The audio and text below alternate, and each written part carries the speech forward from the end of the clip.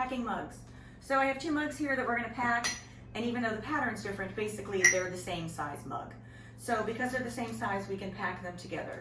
So I'm gonna take the first mug, I'm gonna lay it on its side, 2 sheets of paper, bring it over, maybe roll that up a little bit. I'm gonna take the second mug and nest it inside as close as I can to the one I already did. I try and keep the handles facing in the same direction so that they take up less space in the box. Then 2 pieces of paper, gonna roll, close those in, and flip my sides in. Make a package, and then I'm gonna wrap it again in 3 more sheets of paper. Make sure it's nice and protected.